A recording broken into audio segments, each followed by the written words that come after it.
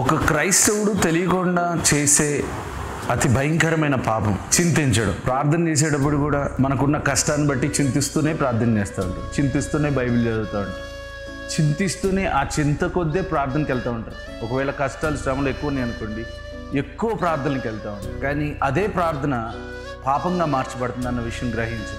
ఎందుకంటే దేవుని ఎదుటికి వచ్చిన తర్వాత దేవుడు పరిష్కరించలేని సమస్య అంటే ఏది ఉండదు.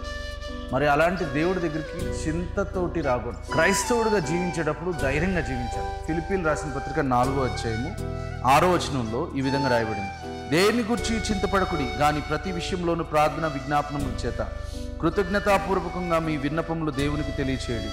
దేని గురించి కూడా చింతించకూడదు. మనం లేచిన మొదటి సెకండ్ నుంచి నిద్రపోయే సెకండ్ వరకు కూడా జరిగే ఏ పరిస్థితి గురించి కూడా భయపడకూడదు, చింతించకూడదు.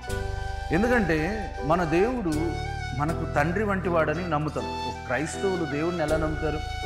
పరలోకమందున్న మా తండ్రి అని సంబోధిస్తారు కదా. ఆ సంబోధనలోనే మనకు కనబడుతుంది దేవుడికి మనకి ఎలాంటి బంధం ఉందో. ఒక తండ్రిని, ఒక కుమారుడు చాపను అడిగితే పామును ఇవ్వడు కదా, రొట్టెని అడిగితే రాయిని ఇవ్వడు కదా అని యేసుక్రీస్తు వారు చెప్పినారు. అలాగే మన తండ్రి మనకు అడిగినప్పుడు ఏదైనా ఇవ్వగలుగుతాడన్న నమ్మకంతో, చింత లేకుండా కృతజ్ఞతాపూర్వకంగా అడగగలిగితే మనం ఏదైనా పొందుకోగలుగుతాం, సమాధానం కలిగి జీవించగలుగుతాం.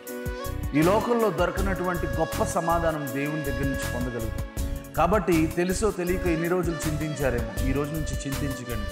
దేని గురించి కూడా చింతించకండి. ఎంత స్ట్రెస్ ఉన్నా సరే నా భారమును సులువుగా మార్చగలిగిన దేవుడు నాలో ఉన్నాడని నమ్మి సమాధానం కలిగి మీ అందరూ జీవించుదురుగాక. దేవుడు మిమ్మల్ని ఆశీర్వదించుదురుగాక. God bless you.